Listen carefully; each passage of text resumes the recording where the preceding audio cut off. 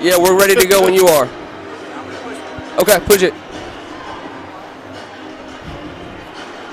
Let us know, Johnny.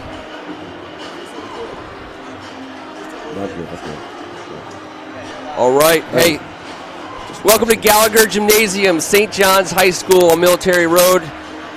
WCAC battle brought to you by First Amendment Sports. I want to say thank you to St. John's for hosting us. This is a rematch between St. John's and Bishop McNamara. We'll get a little bit more into the game. This is our pregame show. On behalf of First Amendment Sports, I'm Ken Marangolo, joined to my right by Kevin McClinton, a.k.a. Juice. It's going to be fun, man. I'm excited, guys. This is two of the best teams in the country, and we get a chance to watch them live.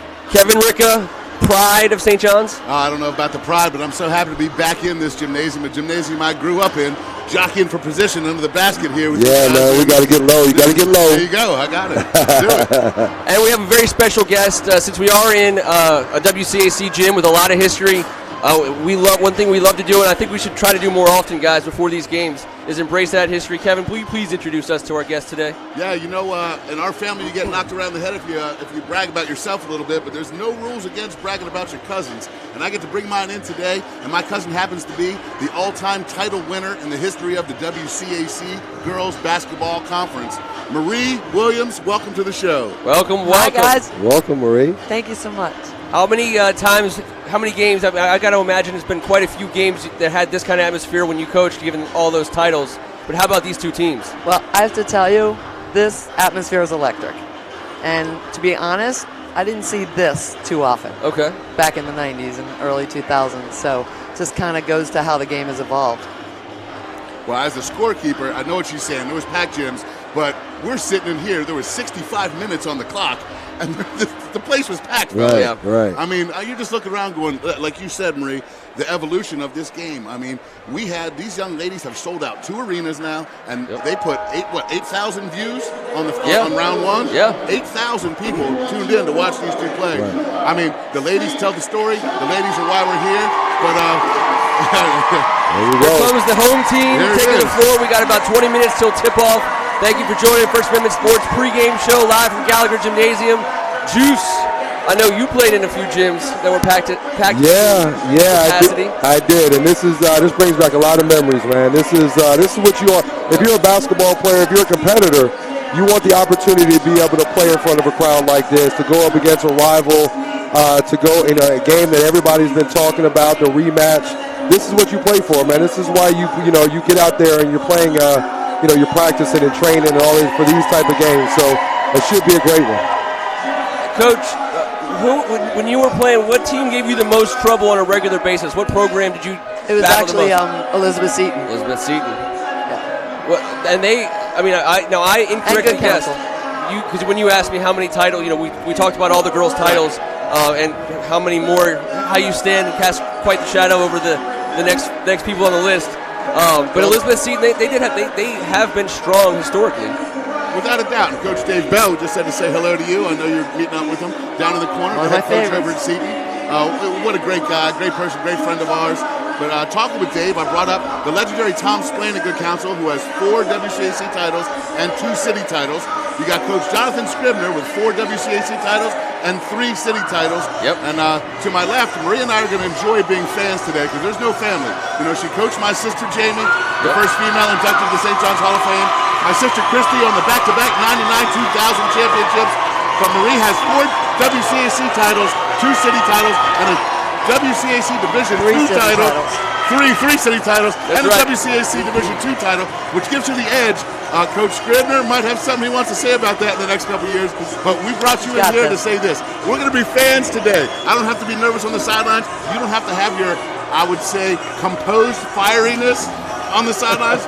Your presence was fantastic. We're psyched to have you here, Marie. What do you think about being a fan today? Having some of your old players come by? What's the day mean to you? I'm so excited to see some of my old players because they're still very near and dear to my heart. And when I look back, people always ask me what I miss most. I miss the big games. Oh, yeah. And there's nothing bigger. Oh, yeah. Nothing bigger. Oh, yeah. This is humongous.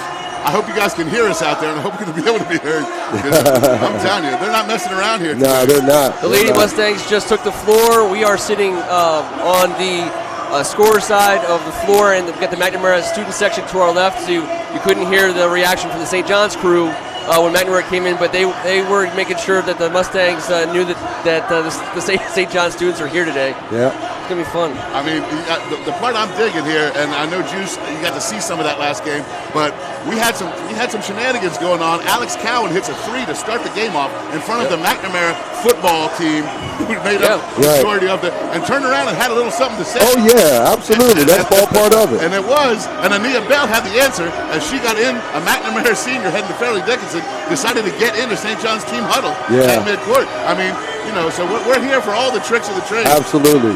I'm looking at these guys right now. I'm looking at them warm up, and you can really tell, how intense it is, even during warm-ups. You can tell this is a game they both want to win, and it's going to be. It's going to be a great game. You can really tell a lot about how the preparation and all that with the way teams warm up. So, I'm excited to see this one. This is going to be a really, really good game. So this is the second of 2 games that we've covered in about a 2-week span. Coming off the first matchup at Bishop McNamara, just to talk real fast about what happened that night. St. John's won in overtime.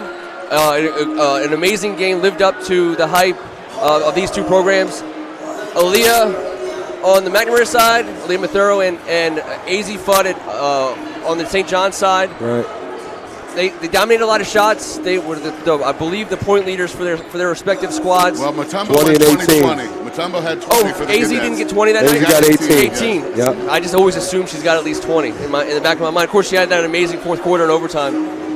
I want to know kind of what you guys' thoughts. I'll start with you, Mr. Ricca, on taking those 2 players aside this time. Who's got to come up big offensively for each side? Offensively, Malu Mutombo only took 10 shots with her 20 points. She was got to the line a lot. She dominated the paint. And Marie, you know very well, you have that big girl in the middle taking care of business. It's a game changer. It's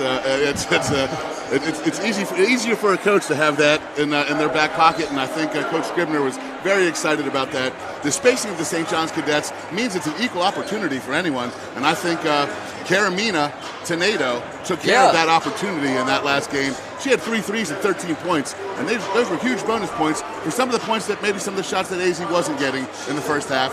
At one point, I think Jakia Brown-Turner was 1 for 11, and AZ Fudd was 2 of 15 before the onslaught, and the Stardom took over late in the fourth quarter. So I think with Madison Scott would be my McNamara choice. That length, that ability to get to the hole. If some of those free throw jumpers go in this time, it could be a whole different ball game for her on the point total.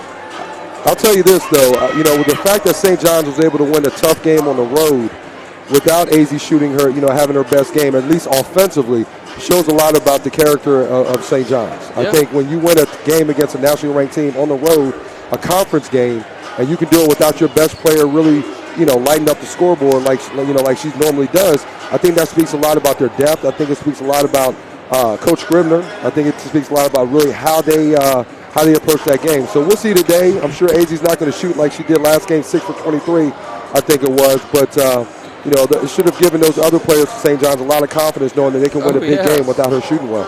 Without a doubt. I do think Jakia Brown-Turner, that's someone that Maria and I have been talking about. Go ahead. You tell me, what do you love about her game? You said you loved her athleticism. Her athleticism yes, is just amazing. I think she's a great leader also. I think today will be interesting. I think both teams, foul trouble could be a game changer for them. It'll be interesting to see. I think your point, about with St. John's, I've watched them more this year, but they're a different team than they were in December. And I think the reason why they're so much better is that more people are involved and they have more weapons. There's never going to be another AZ. She's fabulous, so fun to watch, and probably even a better kid.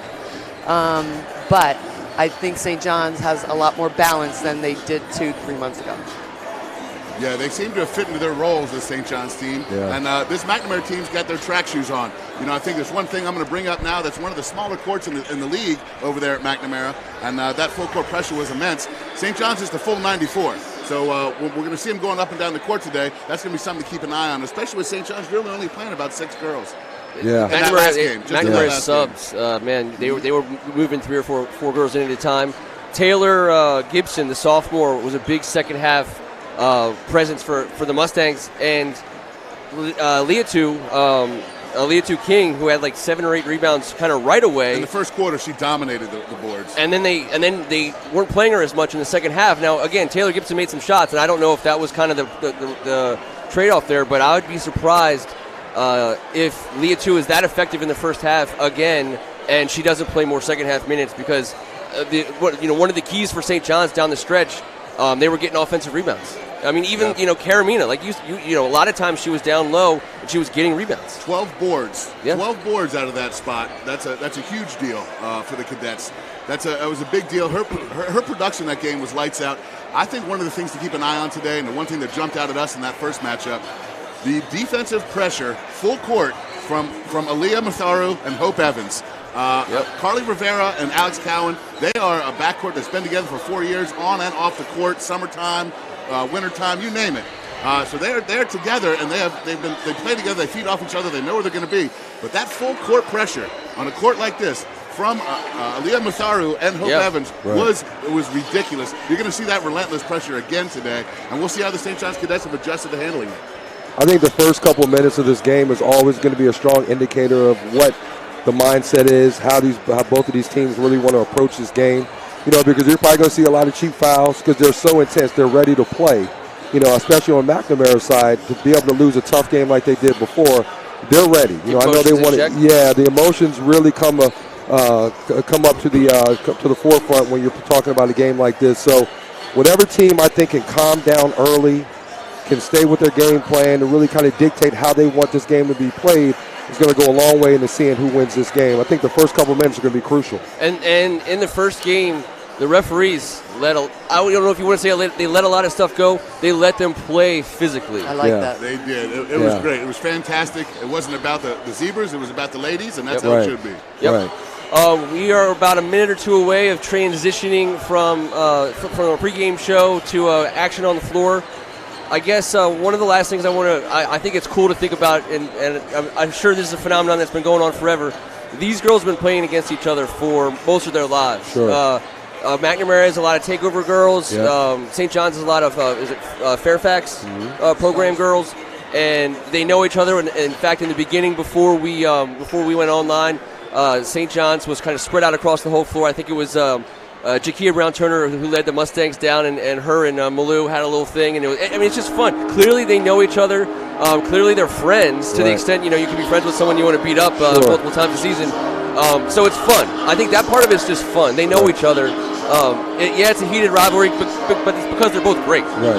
It's not because they necessarily hate each other. There's no X's and O's in this game. I mean, there are, you want to put players in certain spots, but at the end of the day, it comes down to players making plays. Yep. And there's not going to be a lot of secrets with these teams. They know each other, like you stated. It's just a matter of who can make plays, who's going to come ready to play, and that's really what kind of separates, in games like this, to separate who wins this game. It's making plays. I mean, St. John's knows what McNamara is going to do. McNamara knows what St. John's is going to do.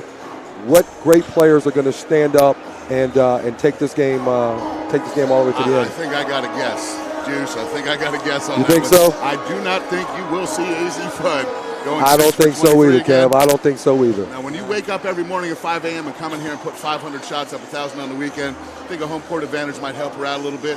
And back to what you said about getting in a fight with your friends and wanting to beat them, Maria and I can also attest that goes through with family as well. Sure. Right. And I know that the Tornado sisters on this. Great friends. Exactly. Yeah. Exactly. When they blow that final whistle, then you commence friendship and family man. Right. But until that point, Coach, ahead, thank you so much Thank for you hanging guys. out with us before the game Thank you, today. Coach. Love it. Thank you. Enjoy yourself. Enjoy. Try not to get too, try not I'll be on my best maybe behavior. I was going to best say, behavior. there's no referees reason alone. for any So calm. of the, it's going to be great. Sit back and relax. We're going to switch our camera angle. We're going to give you the scoreboard for a few minutes, but we're going to stay online audio-wise. We appreciate you guys hanging out with us for the First Amendment Sports pregame show. Guys, we're about 8 minutes away, 8.5 minutes away. Let's go. Man, they've been ready for 68 minutes. Let's have at it. This place has been full. When we first started setting up. Sorry about that. That was my bad. We'll get our second camera set up. We'll get our cameras here set up. What I was going to say is similar to the game at McNamara. These seats were full well before an hour prior to tip-off. I mean, And I heard a bunch of guys complaining. They was told they were late. No seats. Who? Oh, really? A bunch of people out in the front. Yeah, man. They were here an hour and a half early, and they were late. They out there, man. This is great. This is a great atmosphere. Finishing up the warm-ups. All right, Let's so slide over a little bit. Do we got a little room so I can get my knees in? We're gonna actually stand. Oh, we're gonna stand. Yeah, we're gonna move a stand above this monitor. 7.5 minutes to go before tip off. So we're gonna stand up for the game. Yeah, I mean it'll be our best chance to see it. Well, so Juice, let me ask you this.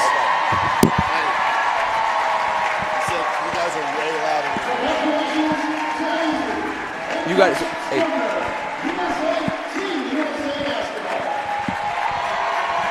Congratulations to Coach Scribb. Yeah.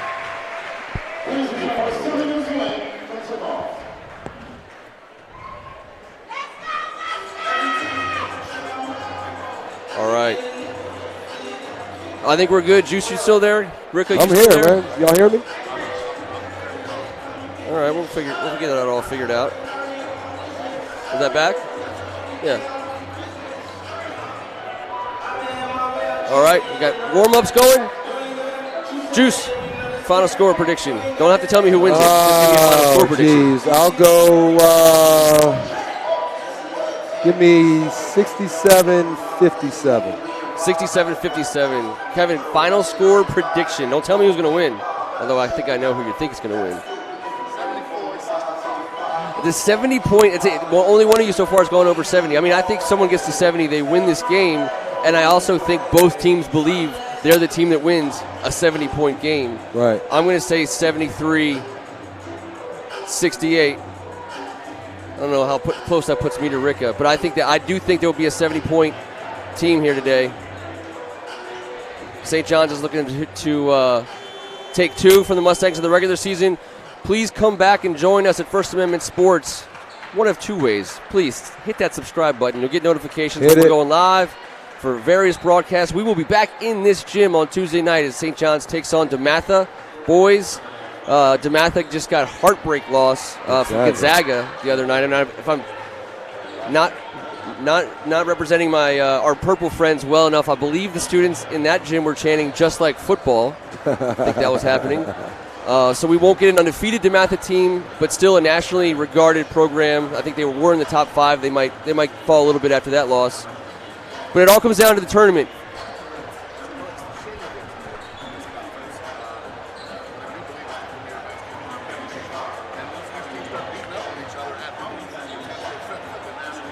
Yeah.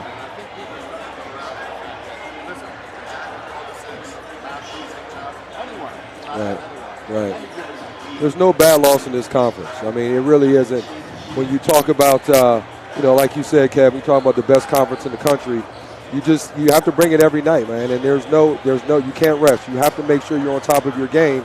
And when you're not, you can be beat. So there's no shame in losing to Gonzaga. DeMatha's the best thing, one of the best teams in the country. But at the same time, it just shows you the depth and the strength of this conference, and it's just been amazing year after year. Yeah. Oh man. Yeah.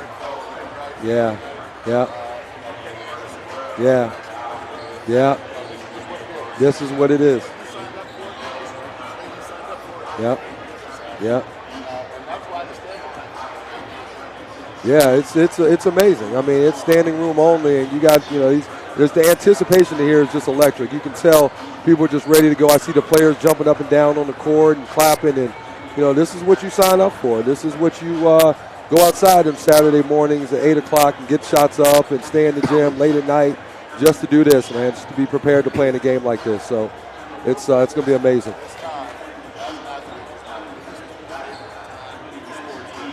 This is the calm before the storm. Yeah.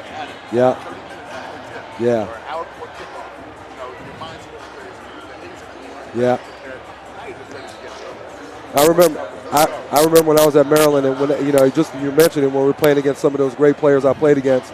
You're laying in your bed at night and you're just looking at the ceiling and you're waiting for the game and you can't sleep. Then you get up and you're doing your pregame, you can't eat, and then you're just thinking. You're thinking about the game. But then once the game starts, once that ball's thrown up in the air, all your nerves go away. Now it's about competing, and now it's about, putting your best foot forward. And I know those are what these girls are probably feeling right now. Just ready to go, man, ready to get at it. All right, wait, quick question. We're putting our best foot forward. What's the deal with McNamara's bench on our left, St. John's bench on our right, but they're not warming up in front of their own bench? Is that a thing? Is that? Okay. Right. There's no. Right. No. Okay. But I'm just talking about warm-ups. Just warm-ups. Just okay. Yeah. Your defense. Yeah. Right. All right. I just feel like I want to make sure I'm not missing any. I actually liked it the other way. I wish they could do it the other way, where at the second half you had your defense in front of you. You know what I mean?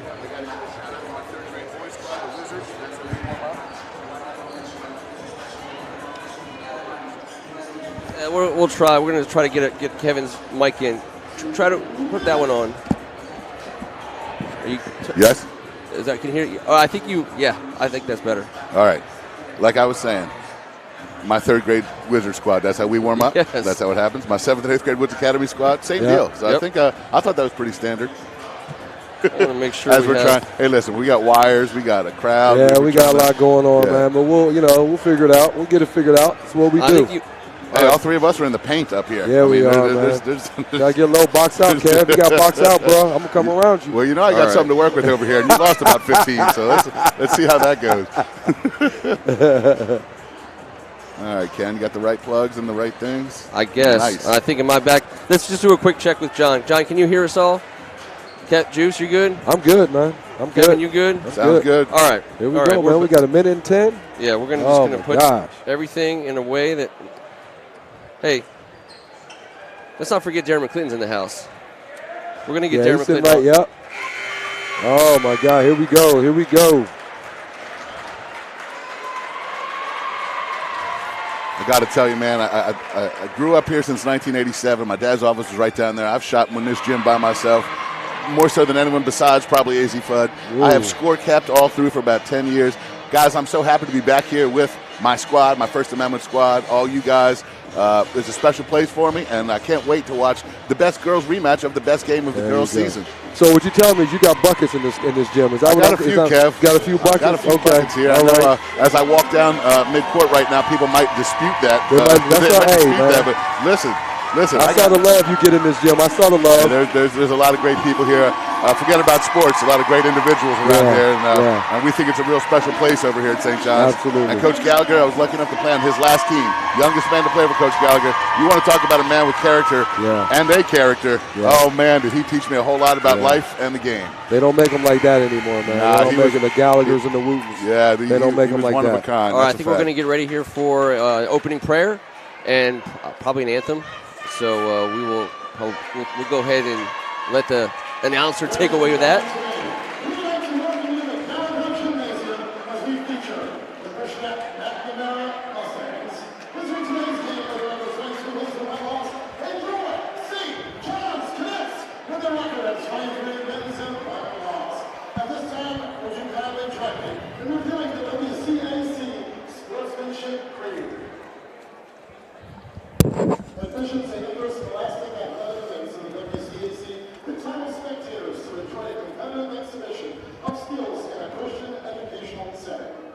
Spectators, please give the student athletes positive encouragement and support. Show respect for opposing players, coaches, spectators, and support groups. Please refrain from booing, taunting, or intimidating the officials and opponents. Such behavior is unfriendly and unacceptable. Please respect the integrity and judgment of the game officials. They are doing their best to promote the student athlete and the game. Be a positive representative of your school community. Thank you very much for your support of the WCAC Sportsmanship Creed. And now, ladies and gentlemen, would you please rise and remove your hats for our pre-game prayer. Then please remain standing for our national anthem. Let us remember that we are in the holy presence of God. Dear Lord, help me to play my very best during this game. Teach me to treat my fellow team members, coaches, and referees and opponents with respect and dignity. Challenge me to always do what is best for my team and not necessarily for myself. Enlighten me to the powerful life lessons I will experience during this competition, win or lose. I ask all these things through Christ our Lord. Amen. with Jesus in our hearts. And now to honor America, the playing of our national anthem.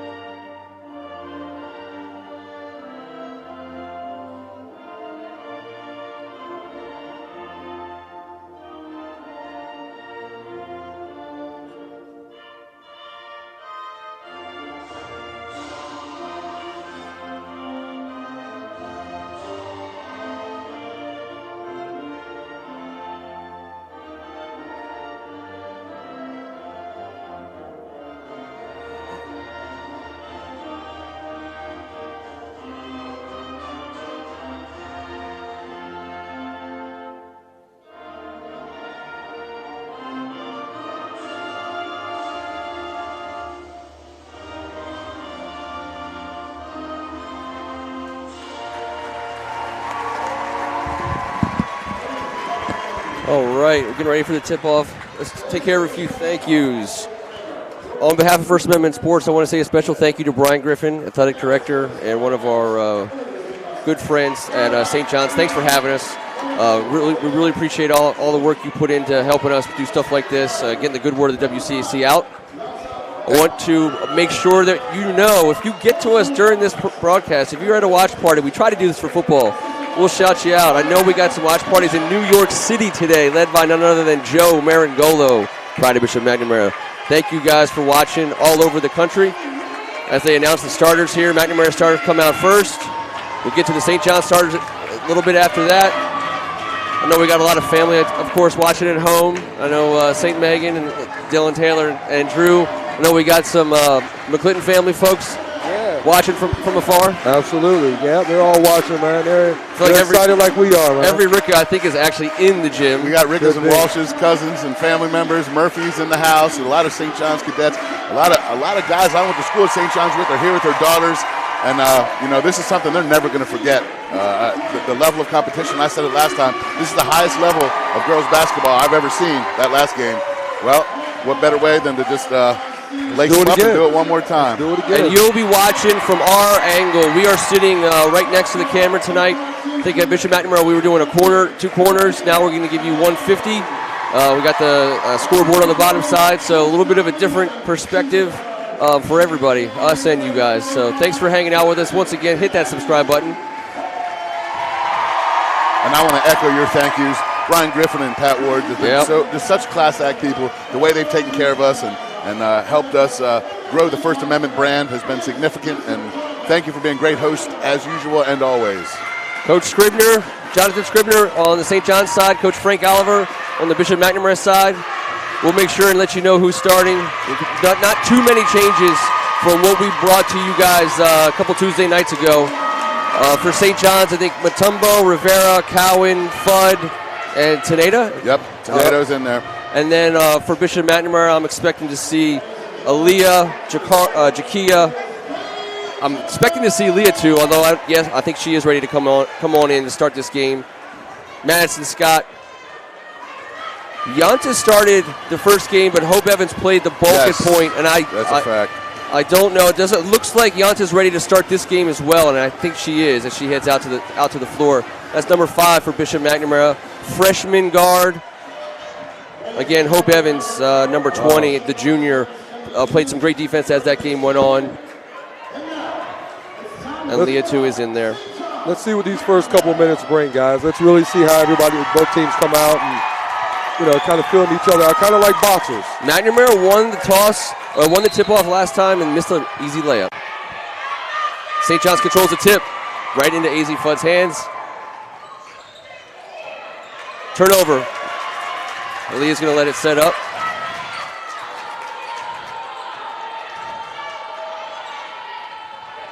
Same matchup. Gets to the hole and misses one down low. It's going to go back St. John's way. First shot missed for the Stangs. You got AZ back on Jakia, Ken, like we talked about last time, that matchup. And here Round Turner was looking for like a little 1-2-2. 1-2-2, try to get a turnover. They just got one. Leah Two King making her presence felt with the turnover on the high side. This is where Leah like to have the ball.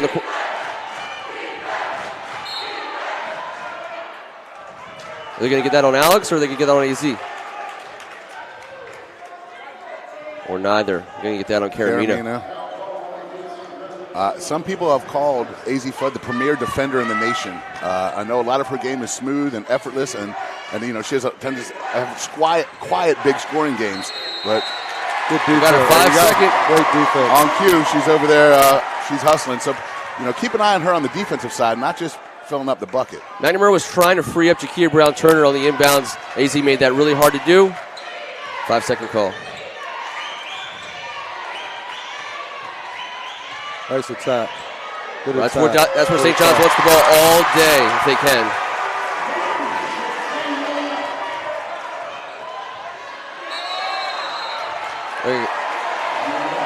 Hey, Carly Rivera is full steam. Go ahead, Juice. She is in attack mode at all times, and she had about 5 great feeds to Mutombo in the last game. It was good to see Mutombo finish on that one. Yes, it was. That's how you have to attack a zone. You can't let it just stop it. You got to attack it. Once you beat it, you got to continue to attack. There's the they wanted nice that play, and they were able to get it with Leah too. Madison Scott and Jakia on a double screen. Say ahead to Madison Scott for the easy layup. McNamara takes a 2-point lead early in the first quarter. St. John's has got to get somebody in the middle of the court. They don't have anybody in the middle against this zone. They got to get somebody in the middle of the court. Madison Scott's a tough defender to get around, but when they break it, here they are getting an easy. Yeah, that's another turnover. That's like four turnovers the first 2 minutes of this game. Yeah, for 6 possessions combined. Yeah.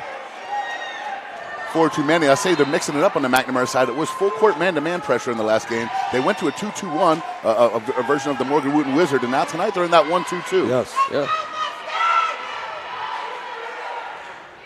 Leah from way outside, and it did not have a chance. Leah too with the long rebound. That was Curry style.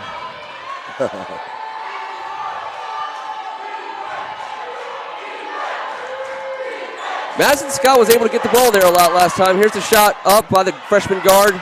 Great box out by Tonedo. That's how you get 12 rebounds. Yep.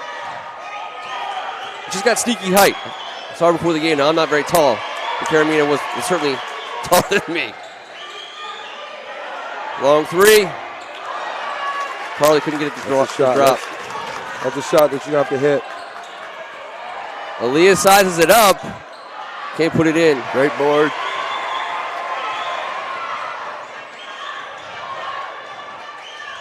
Alex Cowan up to Carly, right above the free throw line. Madison Scott corrals the rebound. She's got Aaliyah on the right, but she's going to take it herself. Nice. Now that's something she wasn't able to get done in the last game. She had a hard time finishing. That's a fact.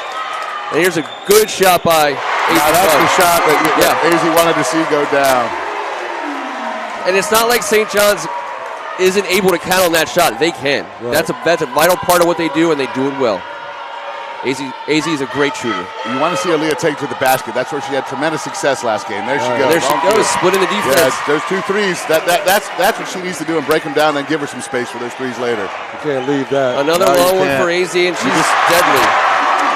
I'm not sure anyone in the gym didn't think that was going down. A little more freewheeling. There's the turnover. AZ picks off the pass. Great. Carly's got the shot, but she's going to pass it up to AZ. Yep. St. John's retakes the lead. Remember when I talked about great players making plays? She's making plays already. You got a great player right now making plays. I think she made a concerted effort to get everyone else involved. Now, this is settling for some deep ones. Leah Two can get it in, and one. I don't think it was 10 to 10 until maybe close to the second quarter last game. No, I think these young ladies are feeding off this crowd right now. Yeah, they are. St. John's, when they're playing good defense, like they play great defense, they have to complete the process. You got to get that rebound. McNamara right now is hurting them on the offensive glass. Yalta Vaughn checks out. Taylor Gibson checks in, the sophomore. Talented sophomore for Bishop McNamara. You're right, Juice. That long shot causes that long rebound, and there's two people fighting for a spot. It was a great box out, but you got to finish it up. Absolutely. Madison got her hands on it. Here's where Alex Collin was dangerous last game. Drawing fouls. She did it all night long. So crafty. She understands body control. She absorbs contact, and she gets shot off. But what she did right there, she got in the middle of the court. She got in the middle of the court, and when you get the ball in the middle of the court against a zone, then you have an opportunity to be able to attack because you have numbers in that situation. And that's what St. John's has done. Unless they've turned it over, they've gotten easy shots. They've gotten easy shots.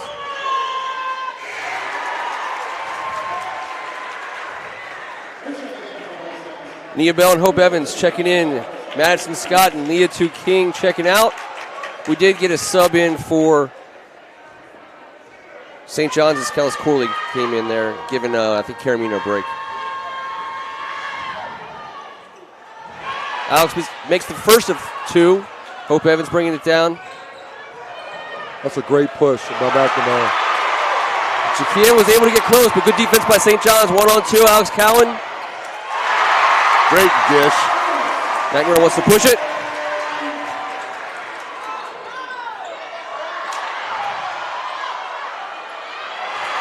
Ill-advised. Didn't really have a look at the basket. And here comes AZ Fudd. All right. McNamara wants to reset, down by 3. 3 minutes to go in the first quarter. McNamara needs to settle down here. Get a good shot. Get a good shot. It's up and down. Get a good shot. Get in your offense. Get a good one. There you go.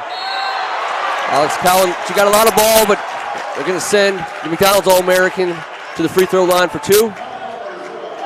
I can't help but notice you got Carly Rivera in a 1-on-3 fast break. You got AZ Fudd coming down on the right. You have got to overplay her when you're that one left. Yes. And then team ball, she gets it over to her backcourt mate for 4 years. Alex Cowan finishes the job. You know, you just like to see basketball played the right way. Right. Yep. The best player is also the best decoy. So when you have somebody, when you have AZ on the right, you know the defense is going to go that way. That opens it up for a teammate on the left. How can you not, man? And you have to guard AZ Fudd. You have to. But in case you hadn't picked up on that yet. That should get the McDonald's All-American going. Let's see. Hope Evans putting on the 92.5-foot defense. Probably breaks it. McNamara fouls. I like that adjustment by McNamara. They tried to go to a full-court man right there. Yep. They had been playing that 1-2-2 3-quarter zone. Now they go to man, and St. John's did a good job breaking it. Yeah, the head down bulldog physicality of Carly Yes. Rivera. She's getting to a spot. Yes, she is. Hope tries to get to that spot as fast as she can, and she's got good hands, but she gave it away there. Alex Cowan with the steal. She's going to stay. St. John's ball. McNamara is extremely quick on defense. We talked about that ball pressure in pregame, and Hope Evans, I mean, she brings all of it.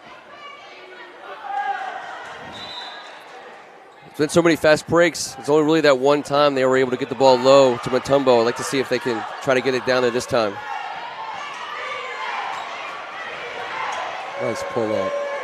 Very pretty looking. That is a good shot. McNamara breaks the two-man D, and then not paying attention is Corley, number 22 for St. John's. Causes the turnover. Now you got AZ Fudd with the ball. Alex Cowan on the wing. McNamara's getting their hands on it, guys, but they're not getting the ball away. I love what Carly Rivera is doing right now. She's distributing the ball, making the smart pass and the extra pass. AZ Fudd continues to pay attention to Jakia. It is getting physical between the two stars down low. They're going at it in the paint. They sure are. And you could say again that they're letting him play, but that was good play on all parts. Good non-call by the official. I love it. High screen from Mutombo. What a feed. Open Very three. nice pass. Very nice. McNamara's going to take a timeout. Down by 6. Great Minute to go. Minute 40 to go in the first quarter. I'm going to say it, gentlemen, and you're not going to hear it often. Oh, here we go right now. That's an earlier inbounds play. What do we got here? The hesitation to probably the lost shot in basketball, pull up. I mean, it's a great looking, every part about that shot. I'm trying not to get overexcited this early in the game, but this young lady scores from all three levels. You see her get to the hole. You see her mid-range game right there, and we've already seen the threes. Yes. She's so complete. She's as good as it gets. Those are gimmies. It's a joy for her. That last one was. It's an absolute gimme. That pull-up, like Juice said, it's a lost art, that pull-up at the free throw line. Yes. But you saw that follow-through. That elbow is above the eye. She is on perfect balance, and there was no chance that ball was hitting the rim. And then on the next play, she comes off. It's a roll and replace where it set the screen, and then you have a replace on the backside wing. She was able to find it for the jump shot. That's great. That's what great players do. And you're not going to hear this often, but what a great job of officiating by that official right there. You can hear the whistle blowing here. Coach Scribb wanted that timeout after the made basket, and he looked over and got it done right away. They're letting the ladies play. Let's continue this, Zebras. Corley stays in. Otherwise, and Teneda comes in for Cowan, I believe. Madison Scott back in for McNamara. Yontavon back in for McNamara with the ball on top. Leah King back in. Looks like they're giving Jakia a breather. Someone's got to score for McNamara here. It's probably got to be Matharu. Yeah, she's going. Great hustle. What an athletic play. Great hustle. On her way to Mississippi State. You've been looking forward to watching her play. Look at her get to the basket. Great play. Great hustle. McNamara needed. Yep. Here comes that man pressure. Coach Scribner wants to see a call here. And he's going to get it. Though I don't know what the referee's calling. Delay a game, I believe. Yeah, I think it was a warning. Okay. Oh, okay. That's what Coach was looking for. Yeah. The NFL delay a game and the high school basketball delay a game signals are just we got a face different. guard here. Madison Scott drawing the AZ Fudd assignment. They did this last game when the pressure got, the pressure release of AZ Fudd bringing it up. They're trying to switch off to get Madison Scott. I got to believe she's a tough defender. But AZ Fudd can get to the rim. Yeah. Corley puts up one from the elbow. Makes it look easy. Second chance opportunity. Second chance opportunity. Absolutely.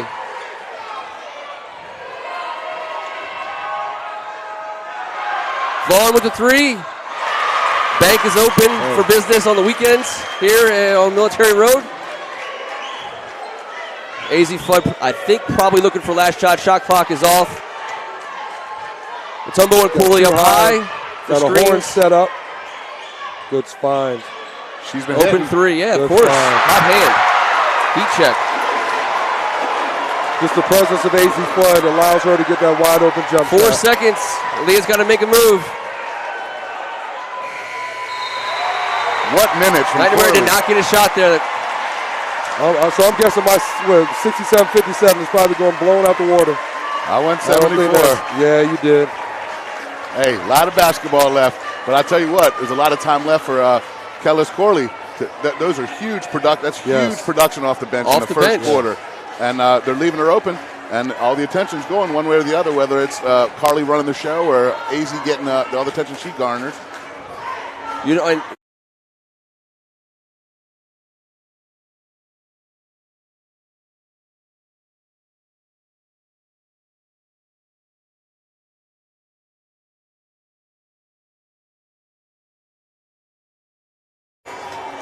no foul trouble, I believe, at this point in time. I don't think there's a lot of foul trouble in this game.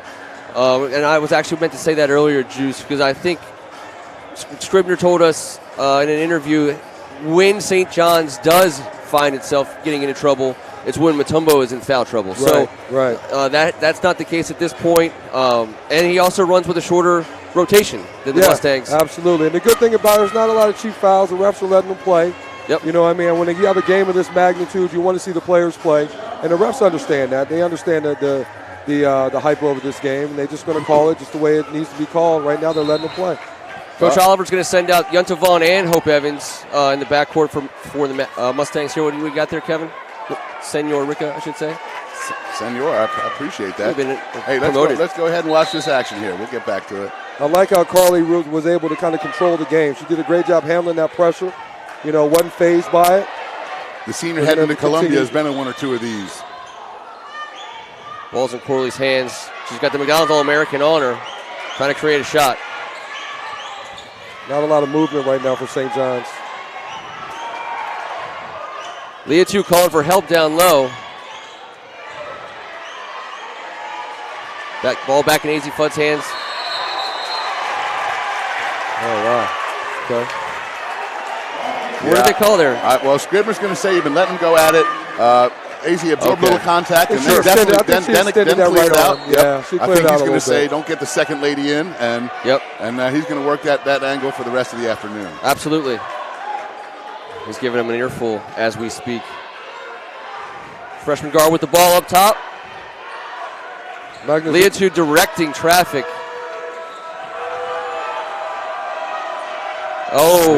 Miscommunication between Jakia Brown-Turner and Hope Evans. An excellent defense on the help side. They're overplaying passing lanes right now and making it tough on the Mustangs.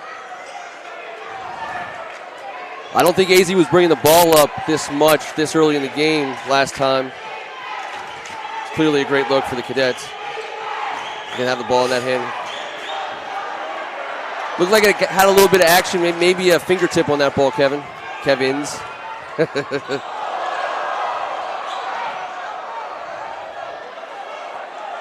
McNamara looking to get two. I'd like to see McNamara have a little bit more motion in their offense. They're doing a lot of one-on-one.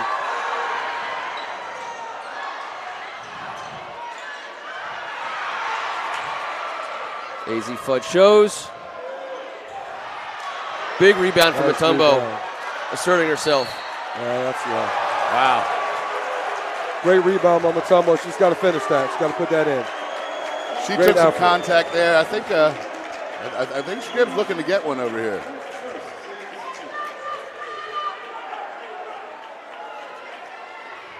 Yes, we got Tim Strachan joining us from his home studio. We apologize if we're giving you all a little feedback. Has a loud gym. We'll try to heat down a little maybe. Another second opportunity for McNamara. Can't make it happen. I tell you what, I've seen a Cowan do that head buck before, and I think Big Brother might have handed that one down to little sister. Yeah, I think so. That's the veteran move by the crafty senior. Hey, T-Bird, give us a holler and let us know. Go ahead and see if we can't. Hope Evans bringing the ball down, gets it out to the freshman guard. Long shot.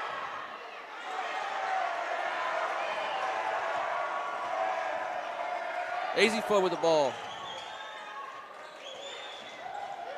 Let's see if St. John's can take their time, run a good set here. Yeah, the second quarter's been frazzled. Someone's got to settle down and get an easy bucket. Double screen for AZ for the three-pointer. Leah 2 with the rebound. A lot of defense back for St. John's. Oh. I hope she's okay. Yeah, awkward landing. She seems to be up and fine.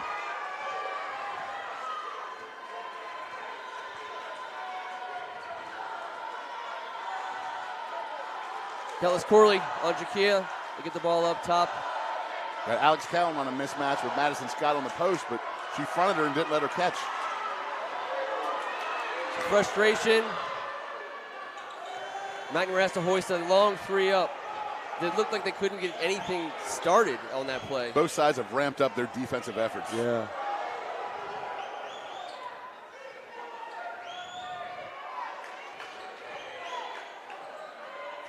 Good look. Battle for the ball down low. Leah 2, we will have to count these rebounds. But halfway through the second quarter, she's kind of on the same pace as she was. Good timeout. Good timeout. Very good timeout. Yeah, Juice. On that last offensive possession, you saw the frustration between the McNamara players with the freshman guard maybe not able to get into a play. Some of the upperclassmen seemed to be like they were getting a little bit frustrated with the direction the ball was swinging. I don't know if you saw anything there. I know you were once a freshman point guard with some pretty important. Long time ago. Yeah, I think it's not so much. I think it's just a frustration of them not being able to get, consistent production on the offensive end. Right now, they're struggling from the three-point line, and I think St. John's is kind of playing to that. So we'll see. Let's see if they settle down this time. I think it's going to help them a lot. Try to get back into what they want to do, maybe get a little bit more movement on the offensive end, see if they can get some easy buckets. And I agree with everything you're saying there, Juice. I just think sometimes it's a little more difficult when you're going up against an elite defensive team. That's like true. Both of these offenses are right now. Absolutely. I mean, you see Madison Scott coming over here to throw the ball in. I don't want her guarding me. I can tell you that. I know. And she had a huge play, and it was under-talked about in the last game. In regulation, AZ Flood has a chance to end it and send the Cadets home with the W. She comes off on weak side help and gets a deflection and doesn't allow that game to end. Great defensive play by Madison Scott. Ania Bell and Kayla Thomas in for the Mustangs. Let's see what McNamara runs here coming out of the timeout. You can see St. John's is kind of playing line of zone, but they're really playing, they're packing it in because they know McNamara's not hurt them on the outside. It's a little box and one look, isn't it, with Aaliyah getting the attention? See there once again, they're not knocking down that shot, so it plays into St. John's hand. No, but at least it looked like they got a play that they wanted to do. They got a good play. There she is.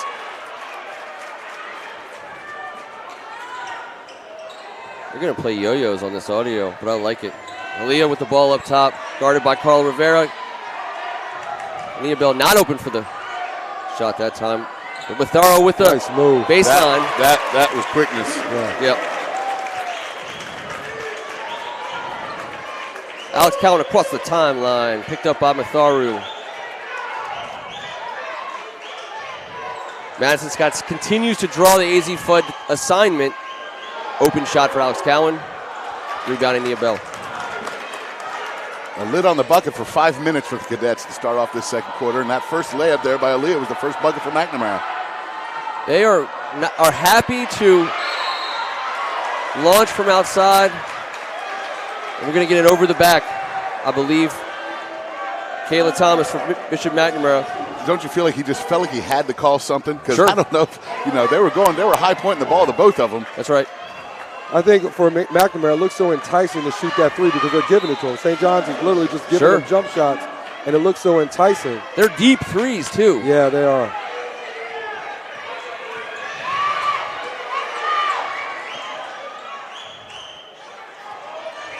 AZ looking to work one-on-one. Get her shot down low, and she hoisted one. She's being defended by Elastigirl, man. She's all over the place. That's 3 times she's affected AZ's shot. With Fairleigh Dickinson bound, and Nia Bell gets into the lane and brings McNamara within 2 with a little over 2 to go in the first half. Probably finds room to the right of the deep 3 from Fudd. Matharo brings it up for McNamara. Carly Rivera's going to pick her up just above the 3-point line.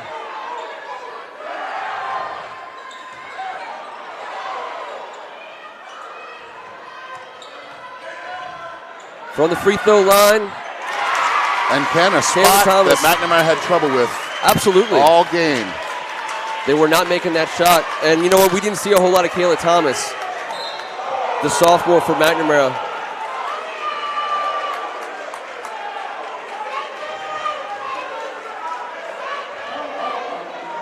Matharo with the foul for Bishop McNamara.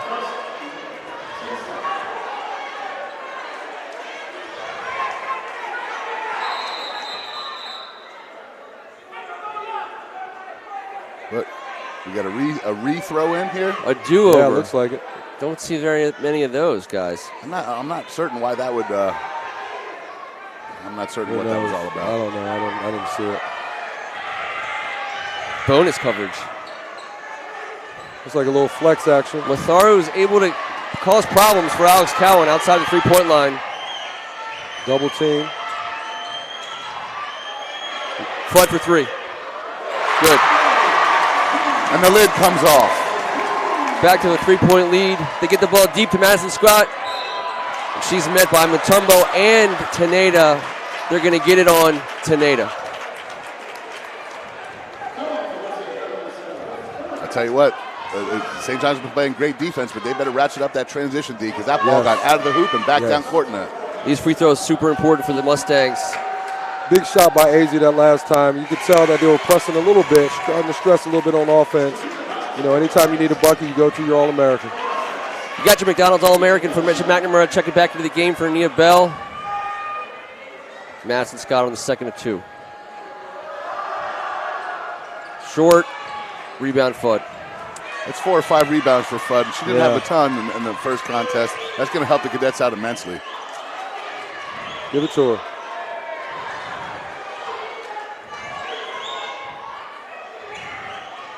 No help there until at the very end when Madison Scott comes out of nowhere and gets a hand on the ball. Jakia in the lane. We got a foul on Bishop McNamara. I don't know who it's going to be on, but Coach Scribner's real upset. She thought there was some contact down there on the other end. Great drive by Cowan. We're under a minute to go. 2-point game, guys. Certainly changed gears for the second quarter, but listen, defense is just as fun to watch right now. We're going to get a healthy dose of shots made. There's a lot of basketball to go, but we're talking about this being in the 80s, 90s for a minute there. Yeah. Alex Cowan got deep. Mathara was able to knock it loose. 39 seconds to go, 22 on the shot clock. St. John's ball.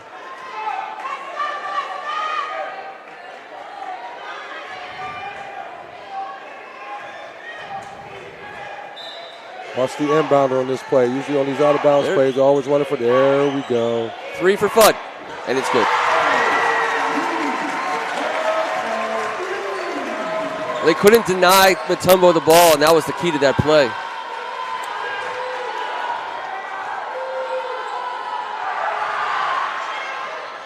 Great box. Another rebound for AZ. One shot. Shot clock's off. China Hayes, junior guard. Draws a defensive assignment for AZ on the wing. She gets the 3 off. Good look. Good first half. Very good first half. 29-24. St. John's up by 5 as we head into halftime. We're gonna stay with you for a second or two. Let's maybe see if we can't add a Darren McClinton. See if Darren McClinton will join us. Talk about this game for a few minutes.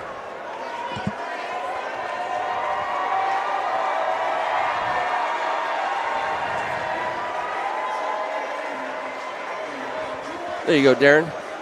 Why don't you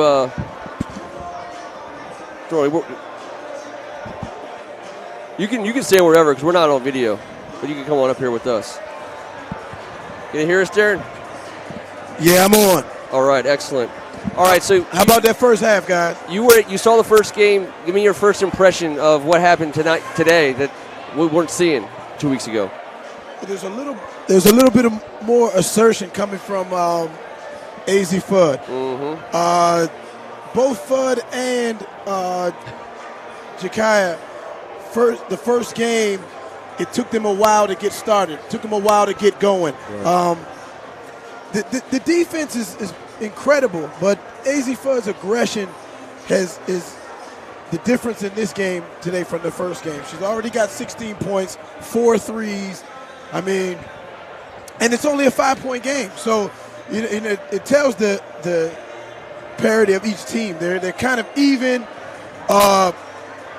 You know that McNamara is still going to try to get up and down and run and get their fast break going. I do like what I'm seeing from Aaliyah. Again, she's being aggressive with the ball. Malou hasn't gotten off like she did in the first game, but you've got another 16 minutes left. So I like what I see out there. They weren't really. It didn't strike me that St. John's was really even trying to get the ball down low to Malou between fast breaks and letting AZ take her shots, which, by the way, worked for St. John's in the first half. Well, Ken McNamara has a great coaching staff, and they're going to make adjustments. Yep. Malou had a 2020 monster game the first time around, yeah. And I know they made an assertive effort to try to take that away. So we're going to see. It's like I said, it's a chess match and a boxing match in one. So we're going to see who makes these adjustments in the second half or at halftime, and it's going to be a barn burner all the way down the stretch, I think. I wanted to ask you, we didn't see much of or any of Kayla Thomas, the sophomore center for Bishop McNamara? And I was going to, you kind of took the question before I even formed it. And that was, is that a response to Mutombo with the height and they tried to deny the ball to Mutombo at the end of the first half and failed, but it was clearly they were asking Kayla Thomas to do that. Absolutely, and also in the first game, she had a few nice elbow jump shots that she made, and she was very efficient in the first game. And from talking to Coach Scribner, St. John's wants to take that away also. So, I know both teams are prepared, and they looked at the first game, and they don't want some of the things that hurt them first time to hurt them again the second time, and that goes both ways. So we're going to see quite a few different weapons maybe for each team. But AZ Fudd, you can't keep her down. So I want to ask, I'll start off with Rika, and I want you to think about this, Froghorn, since I know you're a shooter, to put it mildly. You have a hot first half the way AZ did. You're super comfortable. She looked comfortable from the first second to the last second. Her shot looked great. The ball sounded and looked great going through the nylon. You go into halftime.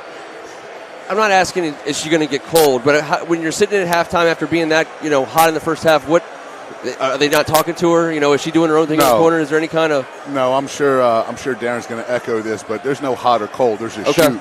Okay. You don't put in work like she does on a daily basis.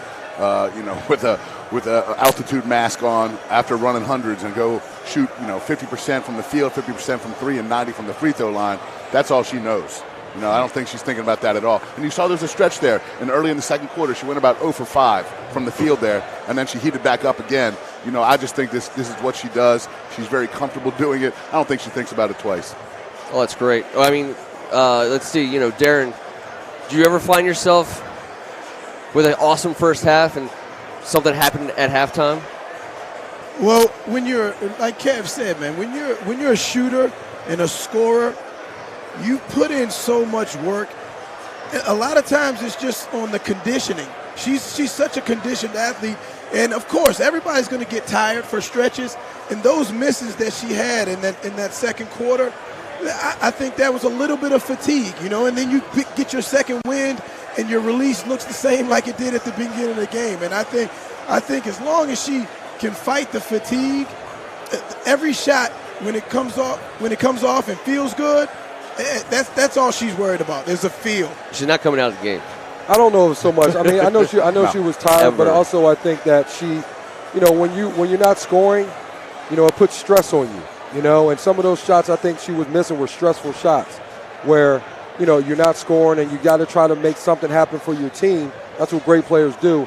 And but then when she hit that 1-3 to kind of get that lid off that basket, you can see she kind of settled down a little bit, and then she knocked down that 3 right off that inbounds play, and then she got back going again. So, I think this game right now it's back and forth. St. John's is doing a great job on defense in regards to their team defense. They're allowing McNamara to shoot from the outside, and McNamara not knocking down too many threes outside from that one they hit off the backboard. So they just got to keep with that same defensive effort, and we'll see what happens in the second half. And that's what I said. I'm sorry, Darren. Real quick, just to keep an eye on. I said early in the game to keep an eye on her defense, AZ's defense. Yes. And it's been 6 quarters of man up, woman up against Jakia Brown-Turner, and she has shut her down for 6 quarters. Yeah. We haven't seen her get untracked. She's shooting threes. You want to see Jakia get that ball, put her head down, and get to the rim, and start off that way. But she's been so good. AZ's been so good on defense. Right. It's eye popping. Sorry, go ahead, Darren. Yeah, and when you've got All-American talent like that, and this is on both sides, and you've seen McNamara make some good defensive plays, some block shots, some deflections. You've seen St. John's force a 5-second count on a baseline out of bounds. When you've got that kind of talent and they're putting that kind of effort on both sides of the ball, offensively and defensively, putting pressure on the other team, that's a special thing. And we've got special players out here. Oh, that is a fact. There's no doubt about that one. And I said, of all the special players, there's going to be some junkyard dogs coming off the bench and doing some things. And I will say this, Kellis Corley's 8 points off the bench. They got 29, 16 of them are easy. You got 8 off the bench from Kellis Corley, and that was humongous for the It was huge, guys. And one thing about when you've got a scorer And when she takes those shots, make or miss, she's going to attract defense. She's going to draw the defense to her. So AZ did a great job a couple times making jump passes over the extended defender's hands to a wide open shooter, and she knocked him down. Yeah. Well, let me ask you guys this, because we talked a lot about offense.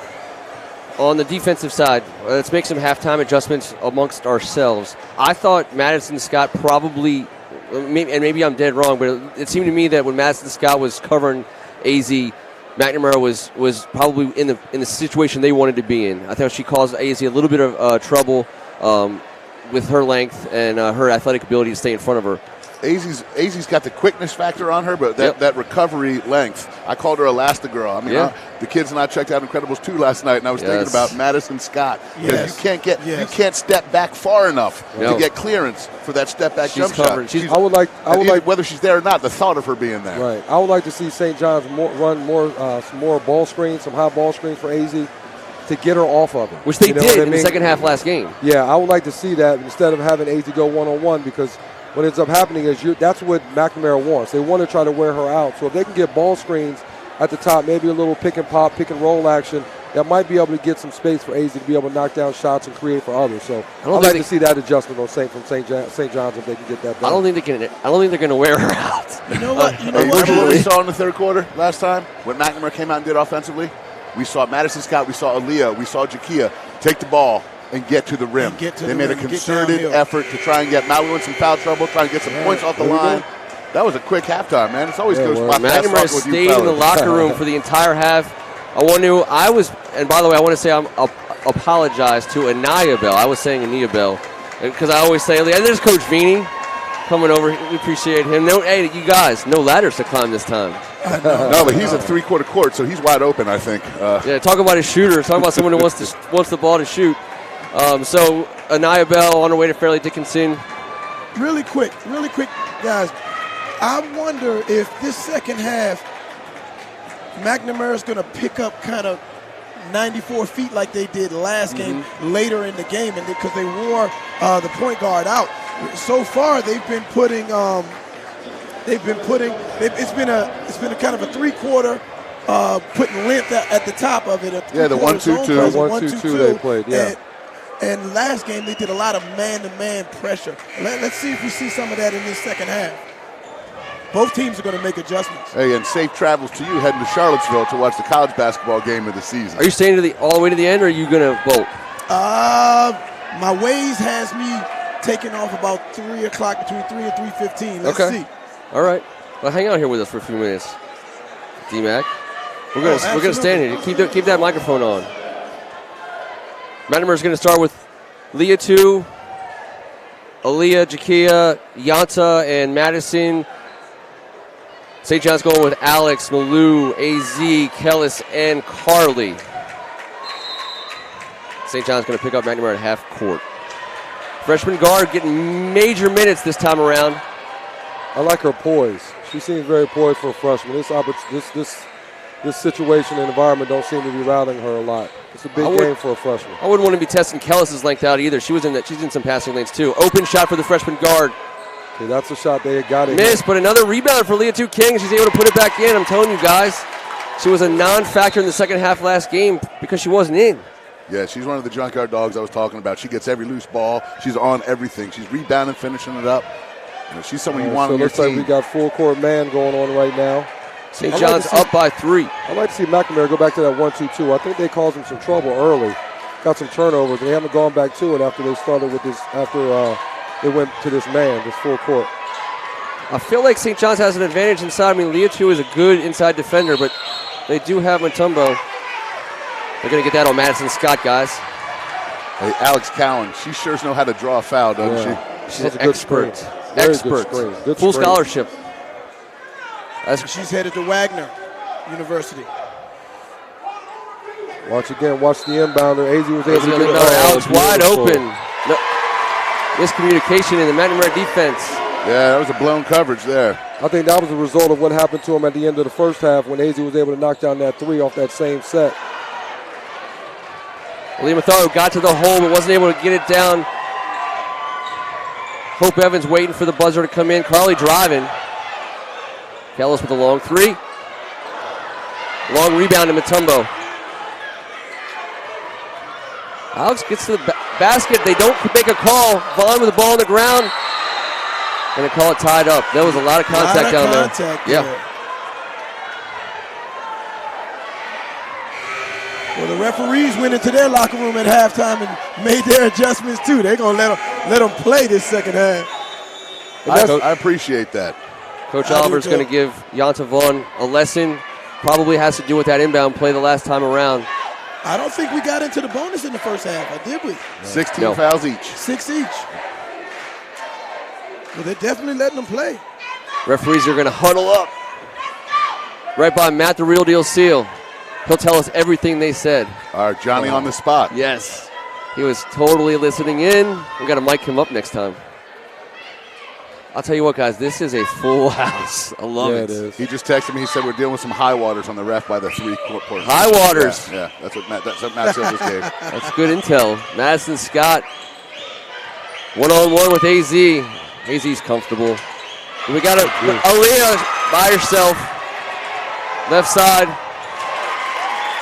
Brings McNamara to within, I thought it was going to be within one. Down by 3, looks like. You see the quickness on defense out of McNamara. What great weak side help.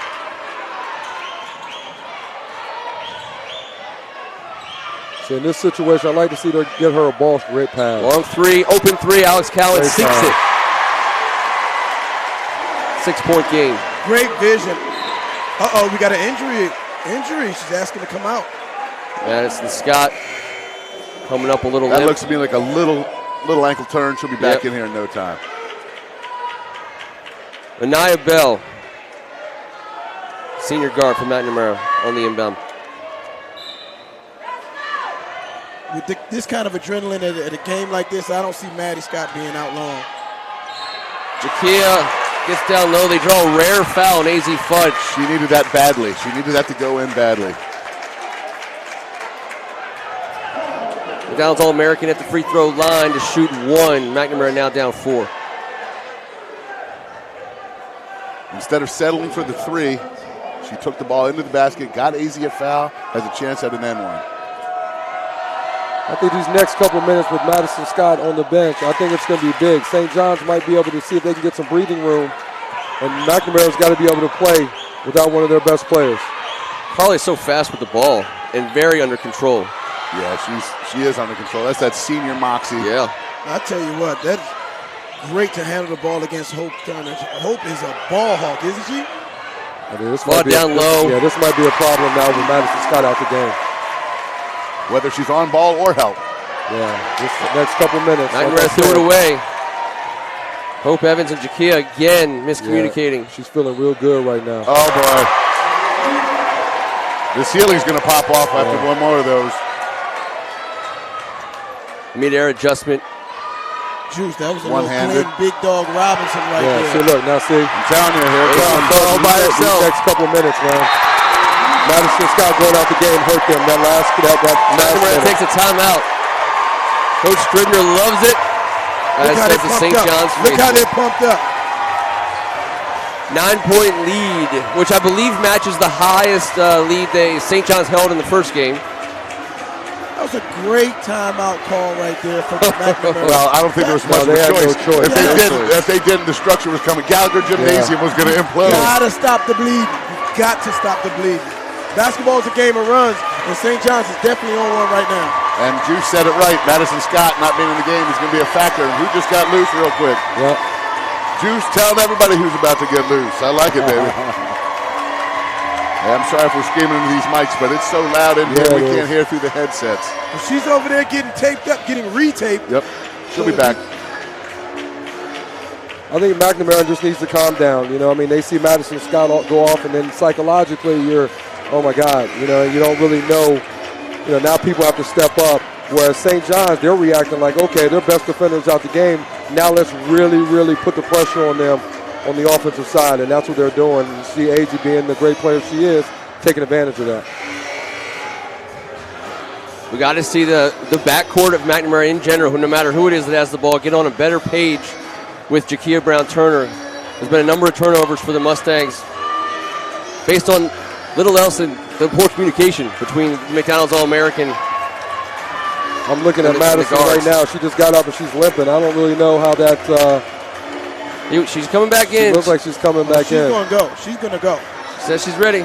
Juice, if you're Coach Frank Oliver, what are you saying during this timeout? This is a calm down timeout? You got to calm them down. You got to calm them down. You got to tell the team who you are, why you're here, and just kind of reinforce how good they are. And then I think it's not one person that makes a team. They got 5 other players or 4 other players on the court that also can do some damage. So I think you calm them down, just reinforce who you are. What kind of team you have, why you are number 4 in the country. Absolutely. There you go. Hey, and just for our practical purposes, down low. Just so we know, Max Preps has them as the number 3. So we got the number 2 versus 3 as well. Okay. USA Today has the number 4. No, there's 2 separate polls. That's what it is. Right. Okay. I tend to, with my WCAC-ness, yes, choose the higher seed. There you go. There you go. Taylor Gibson back in the game for McNamara.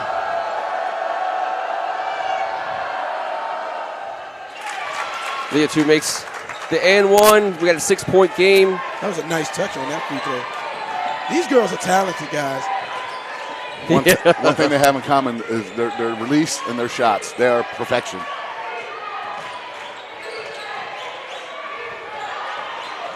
Ooh, yeah.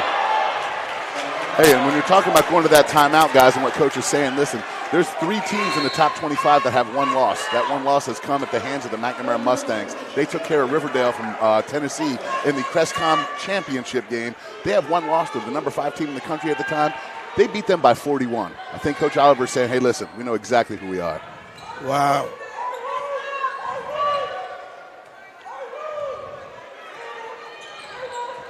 Harley on D. There's a lot of Leah standing getting from McNamara.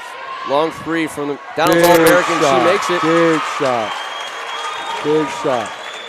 St. John's breaking the press.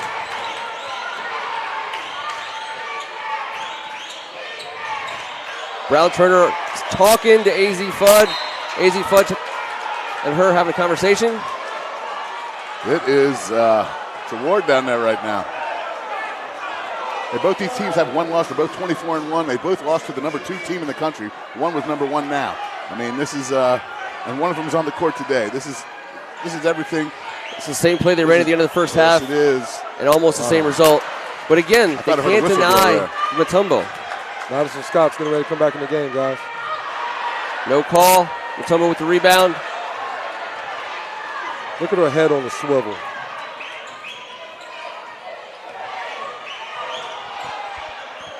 She gets a shot off. Aaliyah was defending it, but it got off clean. 3 for Brown Turner. A lot of contact. I'll tell you what. There's let him play, and then there's a box out. Yeah, it was a great box out by Carly Rivera. Yep. Absolutely. I love players like that, man. Kayla Thomas checking in for the sophomore Taylor Gibson. The physicality of this game is going to be a huge factor in these last 11 minutes and 27 seconds. Staying corrected, Madison Scott's not. I tell you, yeah, I was getting ready to say. She came over to the scorer's table when they pulled her back. And she did limp over. Yeah.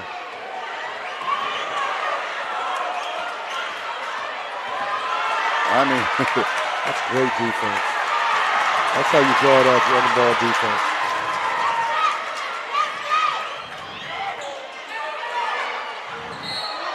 We're going to keep it here for St. John's. I think she would have been better off going up under to the other side on that. I agree. I think she was undecided, wasn't she? I don't know who was on this wing, but I would like to see that situation when AZ drives baseline, somebody slide down to that baseline. You've got to get to that corner. To be in that corner.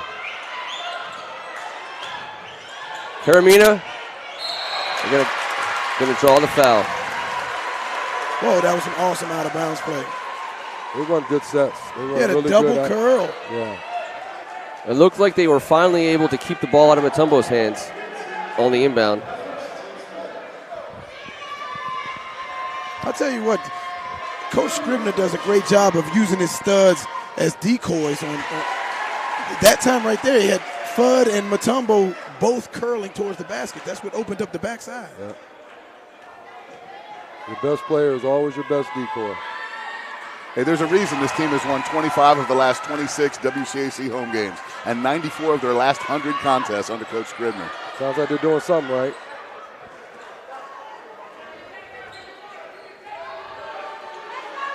That's great stuff right there, Ricker. Deep three from Matharo. Rebound for Fudd in traffic.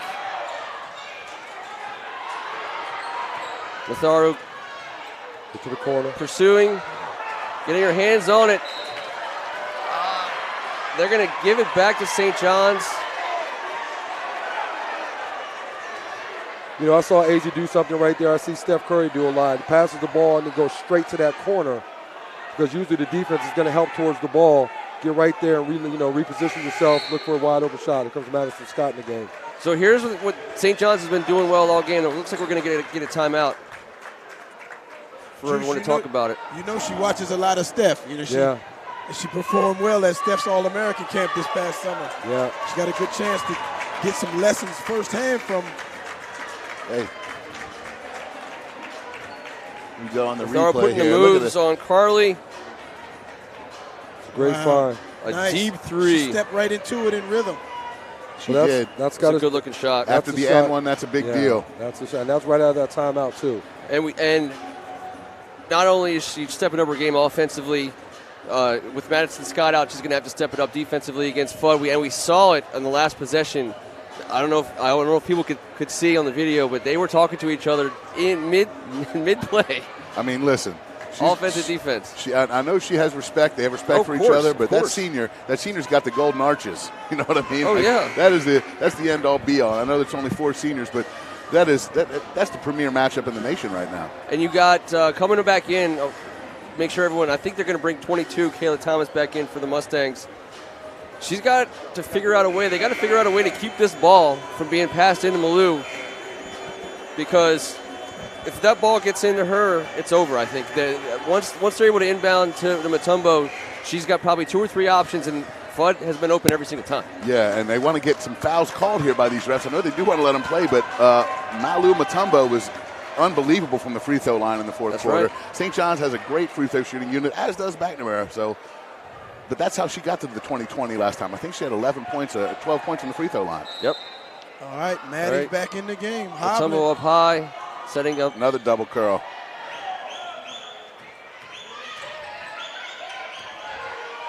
Karamina with an open 3. Brown Turner fights for the rebound. Madison Scott is in, and she is a little tender. She's a little gimpy. I like the pride and effort that she doesn't want to go there. She wants to stay on the court with her teammates. She's going to give everything she has right now, but you can tell she's definitely not 100%. Yeah, I don't think she can go. Pass up and open. They got the ball down there, but Jakia Brown-Turner cannot get it in. If I'm AZ, I'm going right at her. If I'm AZ, I'm going right at her to see if she can move laterally. Big shot. From the elbow, Carly Rivera, pass from Fudd. The senior toughness of the St. John's backcourt is just standing out right now in this atmosphere. They're feeling none of it. They're just playing with each other like they have for the last 4 years. 7-point game, 1.5 to go in the third. Matharo gets and look at Aaliyah. Down the lane. I mean, Mississippi State's in the Final Four every other year. She's going to be watching her on TV quite often. That's right. Hope Evans trying to stay with Carly and not Fowler. Tornado around to Alex. Matharo's drawing that coverage. Tumble on the ground. Very smart play. AZ couldn't finish it, but what a play by Cowan. Matharo looking to go straight to the hole. Draws a foul on the ground, no shot. Looks like they're going to get that on Rivera. She was just trying to get a piece of her. That was a blur, wasn't it? A little right to left to the baseline. Inbound play with Matharo on the inbound. What'd you say, guys? Watch the inbounder? Watch the inbounder. Always watch the inbounder. I'm trying to get to Madison Scott. I don't know why. She was really having a hard time struggling there. Oh, wow. After everything that's been called and not called, you would imagine that. I think that was a jump ball. I think she called a jump ball. I thought it was a jump ball. That was the right call. Then that was the right call. So we got this top official that called jump ball, and then we have the official on the baseline It's a that jump called ball. a foul. Anyone watching will tell I you. think they're talking it over to get it right. They did call a foul. They're going to get it on AZ. That's a tough call. It's great defense. Tough call. You got JBT going to her right. Hold on, but they didn't change. As a defender, you got to think that she's going to come back to her left hand, and that's where I think you got the tie-up. Yeah, I don't know what happened, Kev. Brown Turner, they get it into her. Now that's a foul. I don't think they called a foul, gentlemen. I think they went with the jump ball, but the possession arrow just got switched this way. Okay. They switched it. All right. Yeah, because we saw the McNamara fans kind of unhappy. Although they did add the foul to the team foul in St. Now John's. they just did. Yeah, they just did. And switched the possession arrow. Okay, I'm So what do they call a foul ball? I don't know what they call it. trying to play the home version of this game. Yeah. Madison Scott does get low, but she's hurt. She's got to come out, man. Kayla Thomas is not a focal point here. She's got to set a good pick there. Madison Scott able to execute. That's toughness. I don't mean she's got to come out for any other reason besides she looks like she's injured. She really is. But you know what? I don't. Yeah. 3-point game, 40 seconds to go in the third quarter. McNamara wants a foul on Carly for the elbow. Yeah. Good pass. What a dish. What a defensive play. And they're going to get the foul. I don't know, man. I don't know. Listen, I know the refs are in a tough spot, guys, but either let them play or don't.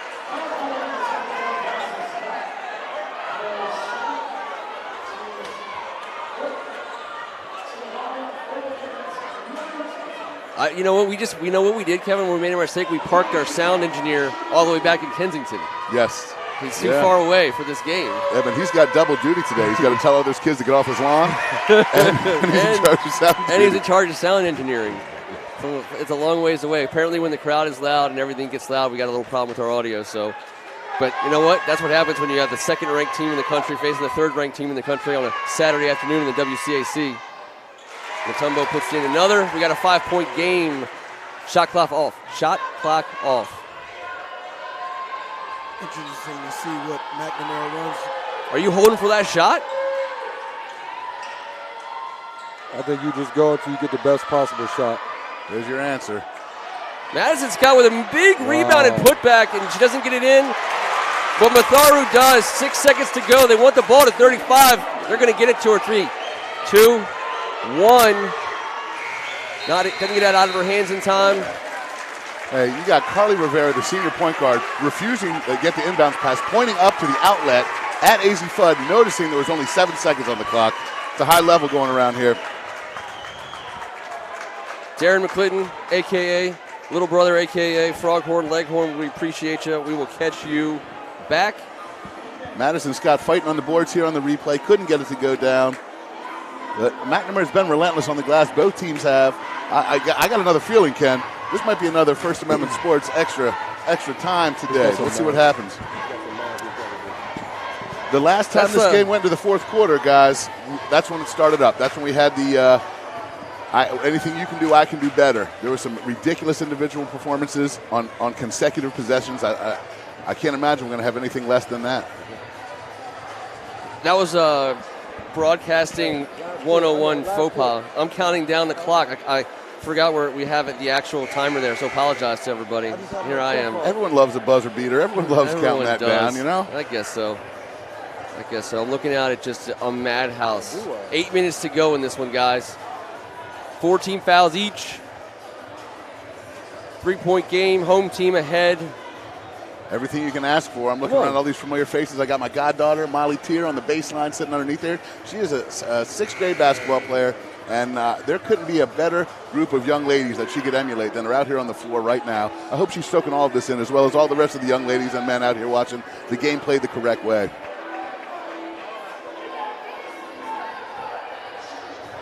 Got the McNamara admins checking with the scorers table. Want to make sure they got their team fouls right. I think they're probably still confused from that last sequence. Just want to get it straight. Possession arrow does belong to the Cadets as we start the fourth quarter. Here we go. Hope Evans. She's not going anywhere. Mutombo got the ball high. This is a fourth quarter move by the Cadets, it feels like. This is what they did last time. It is, but that's right around the last time is right around when AZ and Jakia decided it was time. It was their time, and they had a little back and forth later in the quarter, and another one in overtime.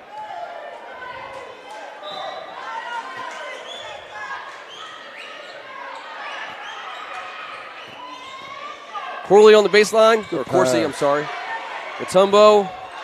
Got to finish that. He's having a hard time finishing in traffic. Madison Scott toughing it out to start the fourth. Brown Turner gets the foul. Another one on AZ. That's at least 3 on AZ, if not 4. Yeah, but you trust her. Oh. You trust her in this game. Yeah, but I don't trust anyone wearing black and white stripes on their shirt.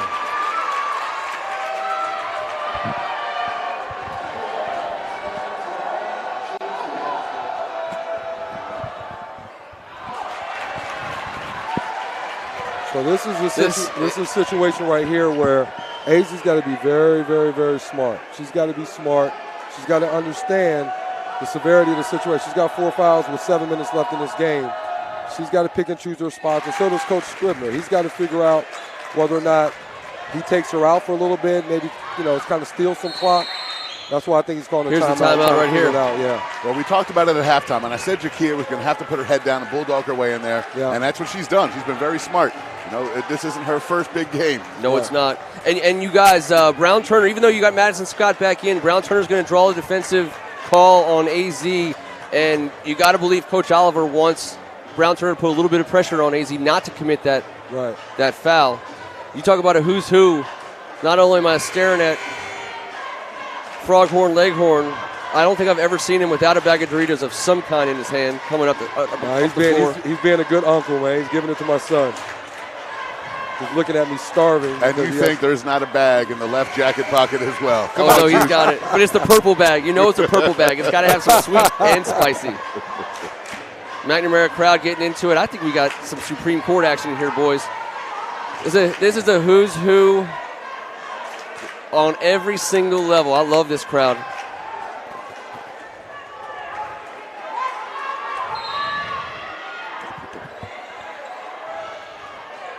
AZ gets the ball, and there she is. Brown Turner drawing her all the way, all court. That's where I want to see a high ball screen. Well, and that's this is the set. This is the set they love. Mutombo and AZ. Yep. And big rebound by Fudd and a quick foul by Matharu, and she's picking them up as well.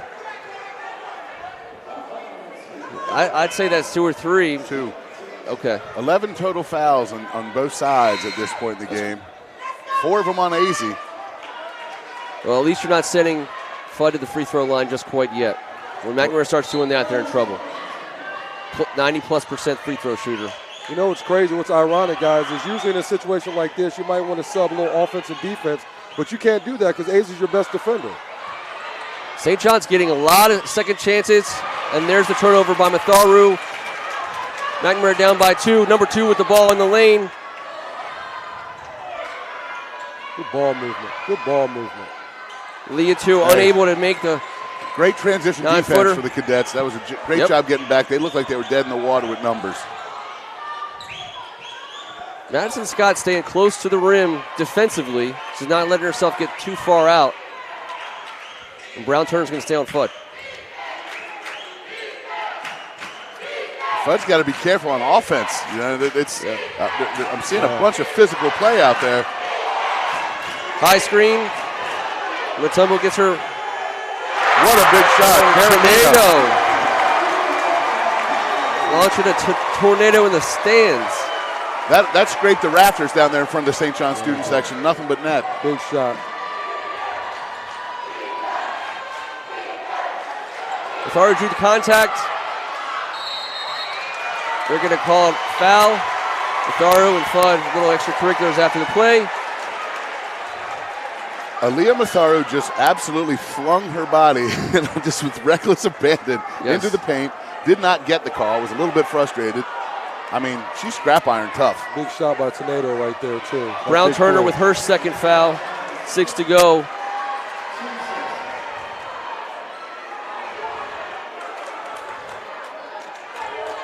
McNamara looks to put some pressure on the Cadets. Brown Turner follows AZ Fudd everywhere at this point of the game.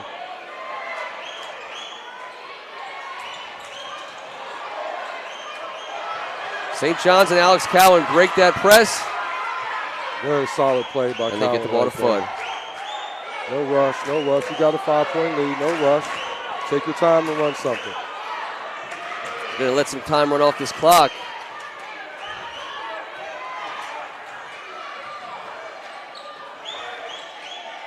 Give it to her, give it to her. There you go.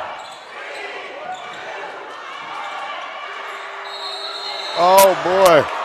Referee's going to call it off. It was close. It was real close. Very close. St. John's has some shot clock issues, and they're one loss this year to Miami Country Day, guys. There was no shot clock at the Tournament of Champions. That's unbelievable to me. They played with no shot clock. The final score is 44-41. They took the air out of it. Hey, listen, I might be a tad biased to the league, but, I'd like to see them play that one all over again. Absolutely. Madison Scott's going to get a breather here, guys. When you have a closer like AZ Fudd in a shot clock scenario, like we just saw, and she just missed it there, but I think that says enough. But that was good offense, though. I think the pass to AZ was a little low, so she had a hard time gathering it, but good offense. They got a good look, just not enough time. Brown Turner high with Matharo. She's going to try to get to the hole. And Alex Cowan just takes the ball away. And they're going to call it jump ball. I believe the arrow is going to stay with McNamara. Those are winning plays, guys. Those are winning plays because now the arrow comes back to you on the next jump ball. So even though they don't get the ball now, just that effort right there gives them an opportunity later to get the ball. Now we get a chance to see a Mustang inbound play.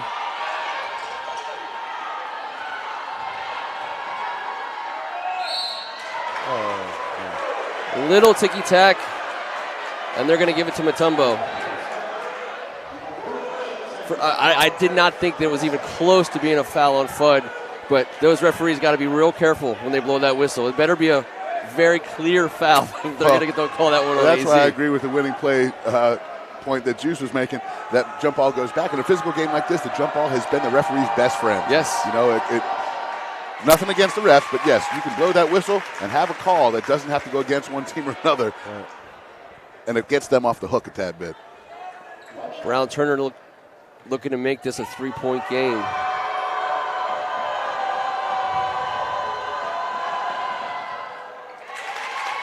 Two big free throws right there. McNamara still trying to pressure him, Juice. One possession game. Both teams in the 1-on-1 from here on out. Mutombo on the high screen. Leah 2, all by herself. And Carly Rivera kept herself out of foul trouble on that one. McNamara's got so much length, man. They those deflections, those are big-time plays on defense. See if they're trying to run this ball screen again. No. AZ getting in, and looked like Taylor Gibson may have touched that ball. Leah 2 wants a shot at it. Oh, and that's going to be offensive. Yes, it is. That's two big defensive plays Cowan has made. Two big defensive plays. Who took that charge, guys? AZ. Was that AZ? AZ Cowan. No, Alex. Okay. Alex Cowan. Frank Oliver offered no resistance to that. He was saying, kick that out. Looked like they had a chance to get the ball to Leah 2 on the right side.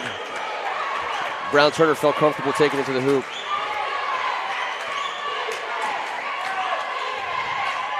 Look at the length of McNamara. It's very difficult. Good pass.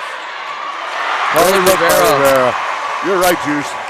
I mean, Jakia Brown Turner. I mean, this is two great defensive possessions back to back for her.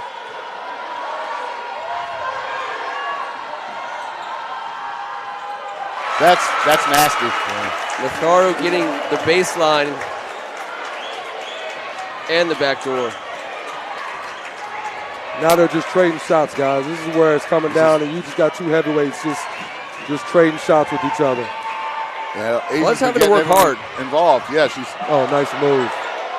Big play by Cowan. Cowan right now is taking the game over defensively, and they made a big play right there. That's what your seniors do, man. That's what your big-time players do. Your vets. Matharo wants the baseline again.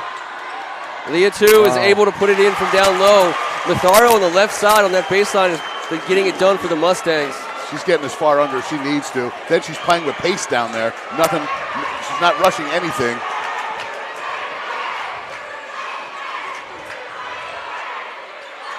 Open shot for Carly, gives it to Karamina. She's working down in there. Matumbo's working. She wants the ball. They switch off. Taylor Gibson's up top. 1 second to go on the free clock. And Mutombo with a huge rebound and yet another tie-up. And where did that jump ball Arrow go? to St. John's. There it goes. There you go. That might be that right there could be a big play. You know, that could be a big play. That jump ball. Now you get another 30 seconds. And Madison Scott comes back in, 1.5 legs. And there's got to be a wrinkle in one of these inbounds play sets that we haven't seen yet that Coach Gibbs is dying to get a quick bucket on. Flood comes open. Brown Turner hanging on her. Ooh. It's a one-on-one game. Good defense. She's got to get rid of the ball. Matharu is able to corral it. Gets her own rebound. And they're going to call it St. John's ball. Matharu is getting a lot of work done down there. Everything but keeping possession. Half the points in this game were scored in the first quarter. In the last 2.5 or 2 3/4, it has been a bare knuckle brawl. Playing her butt off. She's playing her butt off. She's outstanding. She really is. She really is. Fiery. And you can see all of these players trying to get their teammates. AZ has not taken a shot. No, she hasn't. In a long stretch, in about, I don't know, at least 7 or 8 possessions. Well, she's starting to play the point guard, so she's really kind of facilitating. But I think it's time to play that defense. Hope Evans get it. Mutombo with a big finish. There you go. That's how you finish strong. 3-point game with 2 to go. I think we got a baseline drive coming. You said Carly Rivera getting on that floor, getting that loose ball. Wow. Aaliyah is not going to lose. Her will to win is ridiculous. Wow. St. John's calls a timeout. We got a tie game, 55, 1:55 to go in this game. Let's see that again. Number 2 for McNamara taking over. Here's Hope Evans and Carly tangling up at midcourt, but Carly gets the ball back. Alex controls it without stepping back over the timeline and gets the ball to Mutombo for a great 2 points for St. John's. Senior to senior to senior. Yep. With less than 2 minutes to go in the ball game. And a fouled up senior coming down this side. Yes. She just won't lose. Coming back the other way. Here's where we're calling for her baseline. Tenedo looks like she's got it cut off. Leah too shows. St. John's is playing their D. They're really packing it in, and that's a shot that McNamara's had to make, and then Matharu knocks down that big jump shot, big time shot. It's been there, like you talked about. Yep. What you say, it was so insatiable. It was right there. You just can't help but. It's enticing. Enticing. Yes. In crunch time with Matharu, you cannot be enticed. You got to get up. You have to move up on that. You have to close out a little better. Yep.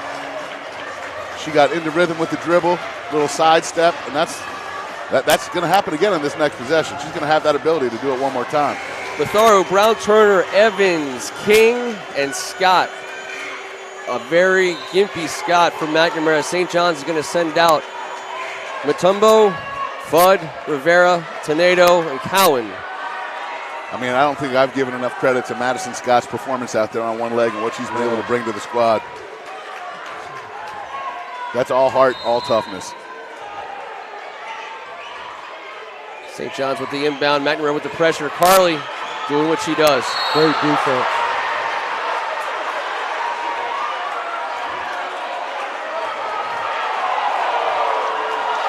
Call's going against Hope Evans, and I believe that's going to put Carly at the line. McNamara thought they had drawn the offensive foul. Hey, that's where I don't want to be an official. Yeah. You know, Hope's got her hands on Carly. Carly definitely pushed up. They both did both. They've been doing that same run. Exactly. All you're game right. long. And that's why I can't sit here and take a side. Yeah. I can just say, I'm glad I'm up here. Yep.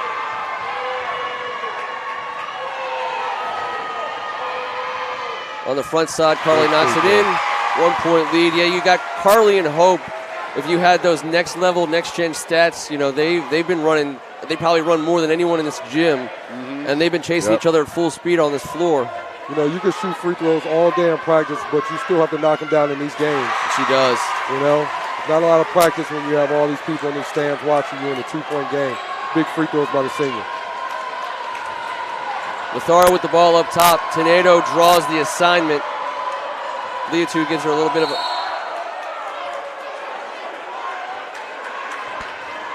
Tenedo on the foul. It looks like it's going to put Leotu. I think she just fouled out. Yeah. Good minutes by Tenedo, though. Yeah. Without a doubt. And St. John's bench is doing just fine. Corley comes back in. Gives Coach Scribner what he's looking for offensively and got the length on defense. 2-point lead for the Cadets. Who are they? They're sending Matharo to the line. Okay. As well they should.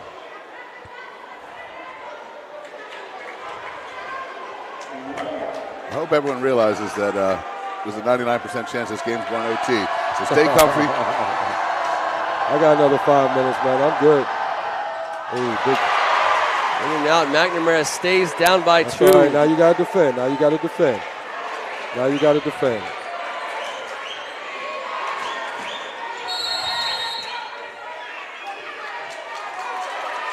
They got a 3-second call. 10 in the backcourt. 10 second, okay. This ref noticed there was 19 seconds left on the shot clock, and I don't think there was no fuss or muss. No. He saw it, he pointed at it, he made the call. I think he was correct.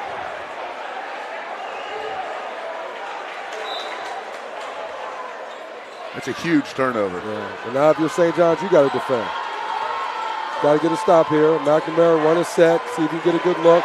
I keep the ball right here. I keep the ball right there. Someone's open. Good rebound.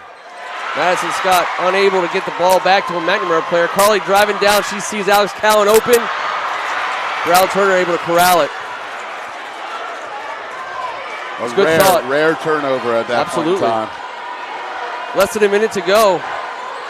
Ball back in Matharu's hands, and she's doubled. Hope Evans going to get the ball back. Oh, that was an ill-advised cross-court pass. Matharu looking to make a late jump. McNamara showing a little bit of emotion out there. They need to stay within themselves. It's a 2-point game with 44 seconds. Keep your heads up. As my brother always said, this is that butter popcorn time. You got to see right now who can step up and make big plays. Who can step up and make the big defensive and offensive play. That's right. The home crowd can sense it. That reminds me to give a shout out to Brad Ripito, who's been feeding us here at St. John's for the last few contests.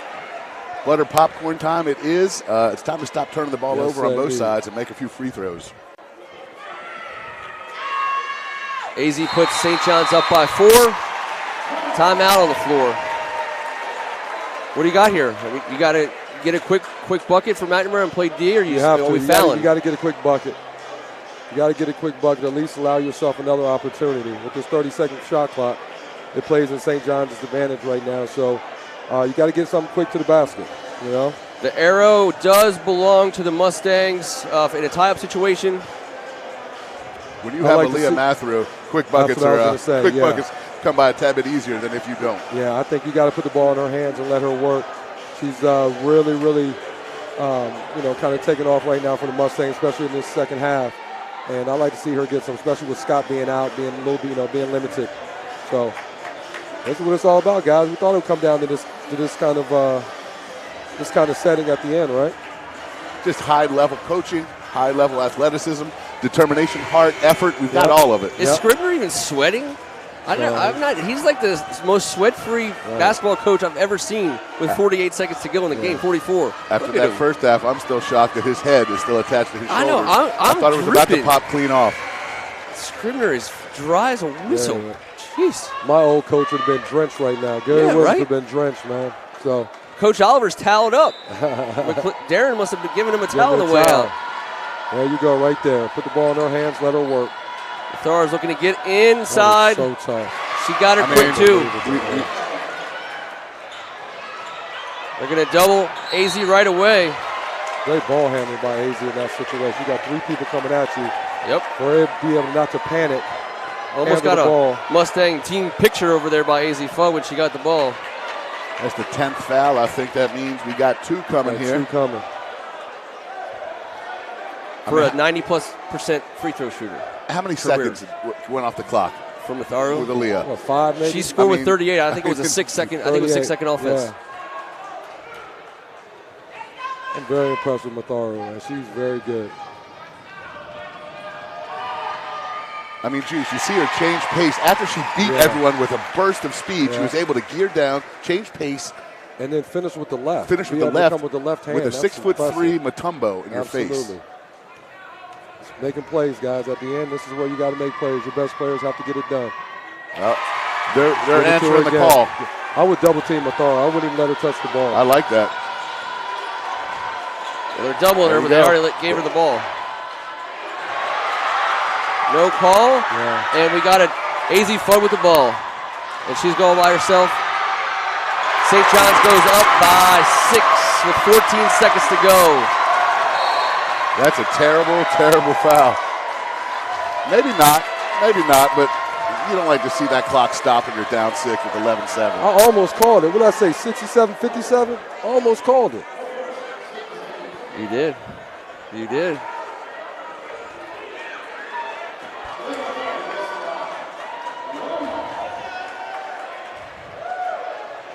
It looks like the Cadets. I don't say it. Not yet. It looks like.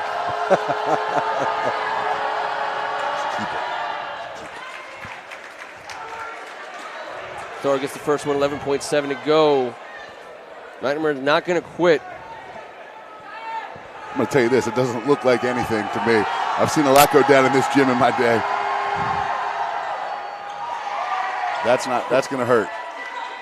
Fudd with the ball. 7. That's it. Down to 5 seconds. Great job. Carly's going to hold on to it. Great game. Great game. Going to foul her. Yeah, that's Great you don't want game. to see that. Yeah. You don't want to see that. But they're fighting all. Mustangs are fighting all the way to the end. Now, the next time these guys play each other, if both teams do it, we expect them to do. In the finals. We'll be in the finals of the tournament. There's some other teams in the WCAC that are going to have something to say about that. Specifically, the Paul VI girls and I believe the Ireton girls. Yes, yes. Those are those 2 are the third teams in the conference at this point. Yep. St. John's will enter the WCAC tournament as the number 1 seed. McNamara will be the 2, and in fact, had McNamara won today, it would have been a coin toss. I'm looking at Matharu right now. You can see the emotion, man. And she gave everything. Oh yeah, she did. You know what I mean? It's just she's got nothing to keep her head down about. Absolutely, great game, great game, great contest, great game, absolutely fantastic. All right, well done, back ladies. Here well done. On Tuesday night from the same gym when we watched St. John's host the nationally ranked DeMatha Stags boys basketball and First Amendment Sports right here. YouTube.com on our First Amendment Sports channel. Please click subscribe on behalf of Kevin McClinton. Great job, guys. That was an impressive game. I loved it. It was everything it was built up to be. Kevin Ricca. These ladies are the show. They stole the show, and they're the best in the nation, and I can't wait to watch them do it one more time. I'm Ken Marangolo. Thanks for joining us on Saturday afternoon. The WCAC is spectacular.